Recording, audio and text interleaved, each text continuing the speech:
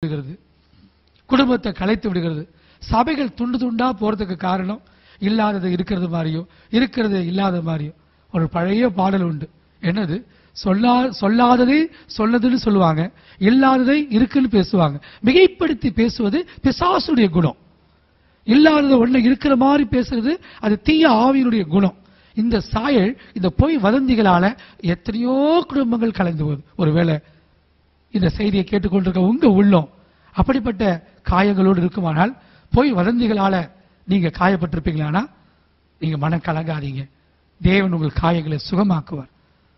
ஒரு பெண்ணை நான் இந்த திருமண தகவல் நிலையை வைத்திருக்கிறபடினாலே, ஒரு பெண்ணை ஒரு பையன் பெண் பார்க்க வந்திருக்கான். வந்தன்னைக்கே எடுத்ததும் முதல் கேள்வியே, வாயில சரியா பேச தெரியாதனால உங்க வீட்டுல என்ன குடிப்பீங்கன்னு கேட்டிருக்கான். உடனே இந்த பொண்ணு என்ன செஞ்சிருக்கு, நீங்க தொலைபேசியிலையும் என்ன குடிப்பீங்கன்னு கேட்டா என்ன, நீங்க நேரில் வாங்க உங்களுக்கு கொடுக்குறேன்னு சொல்லியிருக்கு.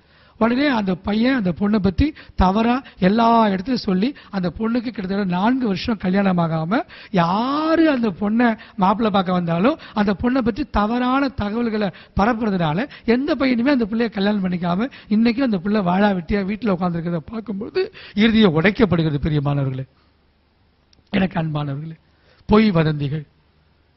ஒரு ஊழியக்காரர் ரோட்ல போயிட்டு இருந்திருக்காரு. போற வழியில எங்கேயோ ஒரு சிகரெட் துண்டு கீழே கிடந்திருக்குது. ஐயோ, யாரோ குடிச்சிட்டு போட்டிருக்காங்களே, யாராவது கால் வச்சு மிதிச்சாங்கன்னா என்ன ஆகும், அந்த காலில் சுடுமைன்னு சொல்லி அந்த ஊழியக்காரர் தன்னுடைய காலால் அதை அழுத்தி அதை தேய்ச்சி அதை அணைச்சிருக்காரு. இவர் அணைக்கிற நேரம் பார்த்து வேற சபையின் மூப்பர் ஒருத்தர் பார்த்துட்டார். அவர் பாஸ்டர் போன பிறகு வந்து நின்று பார்த்தா அந்த பாஸ்டர் நின்ன இடத்துல சிகரெட் இருந்திருக்கு. உடனே அவர் என்ன செஞ்சிருக்காரு, இந்த பாஸ்டர் சிகரெட்டை குடிச்சிட்டு என்ன பார்த்து தான் அணைச்சாரு இவர் தவறான புரிந்து கொண்டார். இப்பதான் கையில எல்லார் கையிலையும் ஒரு தீய கருவி ஒண்ணு உண்டாச்சு. அது தீய கருவியோ நல்ல கருவியோ, அது செல்போனை அவன் எப்படி யூஸ் பண்றாங்கிற பொறுத்து இருக்கு. அவர் அந்த செல்போன் மூலமா எல்லா மூப்பர்களுக்கும் சொல்லிட்டாரு, பாஸ்டர் சிகரெட் அடைச்சதை நான் பார்த்தேன். இவர் சொன்னது அணைச்சது. அடுத்த செல்போனுக்கு போகும்போது பாஸ்டர் சிகரெட் பிடிச்சதை பார்த்தேன். அடுத்த செல்போனுக்கு போகும்போது சிகரெட் குடிச்சதை பார்த்தேன். இன்னொரு செல்போனுக்கு போகும்போது பாஸ்டர் சிகரெட் குபுக்கு குபுக்குன்னு ரிங்கா விட்டாரா, அதை அவர் பார்த்தாரா. ஈர பேனாக்கி பேனை பேயாக்குற உலகம் நம்முடைய உலகம் தான். சோ நீங்க எல்லாரும் இதுல காயப்பட்டிருப்பீங்க. முதலாவது என்ன தீர்மானிக்கணும், இந்த செய்தியை கேட்கிறவங்க, ஏன் வாயிலிருந்து பொய் வதந்திகள் வராது. அப்படி நீங்க உங்களுடைய உதடுகளை கர்த்தருடைய சமூகத்துல இந்த நாளில பிரதிஷ்டை பண்ணுங்க. நம்மளை ஒருத்தர் சொல்லும்போது நம்ம எப்படி காயப்படுறோம், இதே மாதிரி நம்ம மற்றவங்களை பேசும்போதும் அவங்க இதையும் காயப்படுமே என்பதை நாம உணர்ந்து கொள்வோம். நம்ம காயப்பட்டது நிஜம். ஆனா இன்னைக்கு ஒரு தீர்மானம் எடுப்போம், தவறுகளை திருத்த போகிற நம்ம முதல்ல அந்த திருத்தங்கள் நம்மளே தொடங்கணும்னு நினைச்சா போதும். என்னால யாரையும் திருத்த முடியாது, என்னால உலகத்தையும் மாற்ற முடியாது. முதல்ல என்ன நான் திருத்திக் கொள்ளுவேன், என்ன நான் மாற்றிக்கொள்ளுவேன் என்று நம்மிலே மாற்றங்களை தொடங்குவோமானால் பரலோக ராஜ்யம் நமக்குள்ளே அசைவாடுகிறது நம்மால் உணர முடியும். பிரியமானவர்களே, ஆமென். எனக்கு அருமையான கர்த்தருடைய பிள்ளைகளே, மாற்றங்கள் முதலாவது நமக்குள்ளே உண்டாக வேண்டும். அதுதான் மிகவும் முக்கியமான ஒன்று. அப்ப முதலாவது அன்வான்டட் சைல்ட், இரண்டாவது wounds of the false rumor, மூன்றாவது wounds of the rejection. Rejection என்றால் என்ன? புறக்கணிக்கப்படுதல். உங்க வீட்டில் ஒரு கல்யாணம் நடக்குது. அந்த கல்யாணத்தில் உங்களுக்கு மட்டும் பத்திரிக்கை வைக்காம, உங்க தங்கச்சி வீட்டில் உங்களை மட்டும் பத்திரிக்கை வைக்காம உங்களை ஒதுக்கிட்டாங்கன்னு வச்சுங்களேன். அப்ப உங்க மனசு எவ்வளவு பெரிய காயப்படும். என்னது, அந்த முக்கியமான சம்பவத்தில் முக்கியமான நிகழ்ச்சியில என்ன அவங்க புறக்கணிச்சுட்டாங்களே என்று சொல்லி உங்களுடைய மனித மனம் புறக்கணிக்கப்படும் போது அந்த மனம் காயப்படும். சார்ல்ஸ் டயானா உலகத்திலேயே மிகப்பெரிய தம்பதிகள் என்று சொல்லி மிகப்பெரிய ராயல் வெட்டிங் என்று சொல்லுவார்கள். அதுல அந்த டயானாவுடைய மனம் ரொம்ப அதிகமா வெறுத்து போய் அவங்க பாவத்தை நோக்கி ஓடுறதுக்கு காரணம் என்ன, என் வீட்டுக்காரரு என்னை ரிஜெக்ஷன் பண்ணிட்டாரு, என்னை புறக்கணிச்சுட்டாரு. சில இடத்துல யாராவது பேசும்போது கேட்காத மாதிரி இருப்பாங்க, காதுல கேட்காத மாதிரி தள்ளுவாங்க. அப்ப சில பேர் அந்த அப்படி புறக்கணிக்கப்படுகிற அந்த எண்ணங்கள் வரும்போது அது என்ன ஆகும்னா, அப்ப அந்த காயங்கள் வரும். சவுல் ராஜாவை தேவன் புறக்கணித்து தள்ளினார். ஏன்? அவருக்குள்ளே அந்த கீழ்ப்படியாமை என்கிற ஒரு பாவம் இருந்தது. அவர் சொன்னபடி செய்யல. அதனால அவர் சாமுவேல் தீர்க்கதரிசியுடைய சால்வையை போய் பிடிச்சார். ஐயா, இனி தப்பு செய்ய மாட்டேன். இல்ல இல்ல, இந்த சால்வை 2ஆ கிழிஞ்சது போல சவுலே உன்னுடைய ராஜ்யபாரம் என்றோடு 2ஆ கிழியும், உன்னை தேவன் புறக்கணித்தார். அவருடைய இதயம் காயப்பட்டது. பிரியமானவர்களே, தேவனால் புறக்கணிக்கப்படுவது வேறு, மனிதர்களால் புறக்கணிக்கப்படுவது வேறு, சமுதாயத்தால் புறக்கணிக்கப்படுவது வேறு. இந்த புறக்கணிக்கப்படுதல் என்று சொல்லுவது மனிதனுடைய இதயத்துக்குள்ளே காயங்களை உண்டாக்குகிறது. ஒருவேளை நீங்களும் எல்லாராலும் புறக்கணிக்கப்பட்டு, ஐயோ வீட்டிலே தனித்திருக்கிற குருவியை போல நான் தனிமையாயிருக்கிறேனே என்று சொல்லி ஒரு காலத்தில் ஓஹோ என்று வாழ்ந்தோம் ஐயா, இன்றைக்கு ஒன்றுமில்லாது இருக்கிறோம், எங்கள் கையிலே ஒன்றுமில்லை ஐயா என்று சொல்லி நீங்கள் ஒருவேளை துக்கத்தோடு தனிப்பட்ட முறையில தனித்து விடப்படுகிற நிலையில் இருப்பீர்களானால் தேவன் உங்கள் இதயத்தில் ஆழத்தில் இருக்கிற காயங்களை சுகமாக்குவார். பிரியமானவர்களே, ஒரு அம்மா சொன்னாங்க, ஐயா சாஞ்சு அழுவறதுக்கு ஒரு இடம் இருந்தா கூட நல்லா இருக்கும், சாஞ்சி இடத்துக்கு அழுவறதுக்கு கூட எனக்கு தலை வச்சு சாஞ்சு அழக்கூட ஒரு ஆள் இல்லையேன்னாங்க.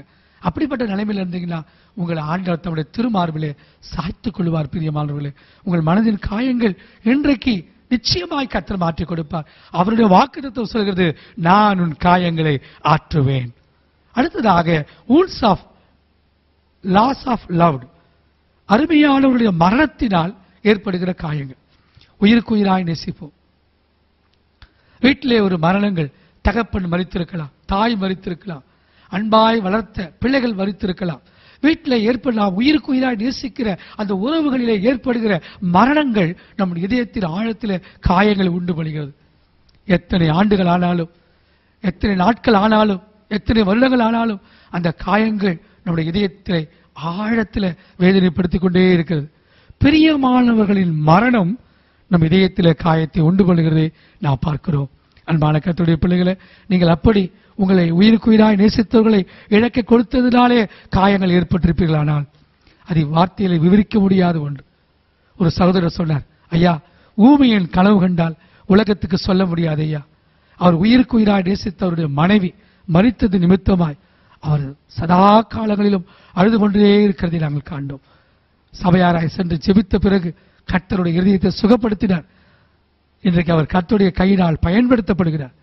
நீங்களும் கூட உங்கள் அருமையானவர்களை, நீங்கள் உயிருக்கு உயிராய் நேசித்தவர்களை மரணத்தில் இழக்க கொடுத்திருப்பீர்களானால் இதயத்தில் ஆழத்தில் காயங்கள் உண்டாயிருக்கலாம். wounds of sacred sins, அந்தரங்க பாவங்களினாலே இதயங்கள் காயப்படுவது உண்டு. எங்கள்கிட்ட ஒரு சகோதரன் உண்டு, அவர் எப்பொழுது வந்தாலும் அதிகமான வார்த்தைகளை பேசி அலப்பிக்கொண்டே இருப்பார். அது சரியில்லை, இது சரியில்லை, அவர் சரியில்லை, எவர் சரியில்லை, பாஸ்டர் இந்த காலத்தில் நம்ம இப்படி செஞ்சிருக்கலாமே, அப்படி செஞ்சிருக்கலாமே என்று சொல்லி எங்கள்கிட்ட அதிகமான வாக்குவாதங்களில் ஈடுபடுவார்.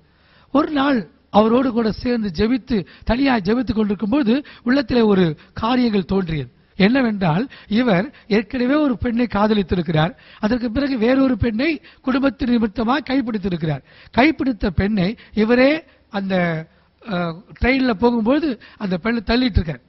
அந்த மனைவியை இவரே கைப்பிடித்து தள்ளி விட்டு கொலை செஞ்சுட்டு இருக்காரு. யாருக்கு தெரியாது, ஆனா அவருடைய உள்ளத்துக்கு தெரியும்.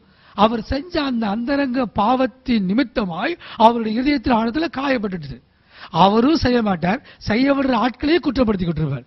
சிலர் அந்த காயங்கள் நிமித்தமாய் அதிகமாய் பேசுவார்கள், டாக்கெட்டிவ் என்று சொல்வார்களே, அப்படி வாயை திறந்தால் பேசிக்கொண்டே இருப்பார்கள் தொலை தொலை தொலை தொல். சிலர் பார்த்தீங்கன்னா இந்த காயங்கள் நிமித்தமாய் எதையுமே பேச மாட்டார்கள். எதுக்கு வாயை கொடுப்பானே அப்புறம் புண்ணாவானே அப்படின்னு சொல்லிட்டு அமைதியா இருப்பாங்க. ஹைப்போமோனியோ நிப்போமோனியோ, அதிகமாய் பேசுவதும் காயத்தின் விளைவுகள். ஒன்றும் வாயை திறந்து பேசாமல் இருப்பதும் காயத்தின் விளைவுகளா, இதெல்லாம் காயத்தின் விளைவுகளா இருக்கலாம் என்று நான் உங்களுக்கு சொல்லுகிறேன். பிரியமானவர்களே, அந்தரங்க பாவங்கள். சிலர் ஜெபிக்க சொன்னா ஐயோ எனக்கு முடியாதுங்க, ஊழியத்துக்கு வாங்கன்னு சொன்னா ஐயோ எனக்கு முடியாதுங்க. அவங்க உள்ளத்தின் ஆழத்தில் இருக்கிற அந்த ரகசிய பாவங்கள் என்ன செய்கிறது, அவருடைய மனசாட்சியிலே அவர்களை குத்துகிறது. மனசாட்சியில் சூடுண்ட பொய்யர்கள் என்று வேதத்திலே பார்க்கிறோமே.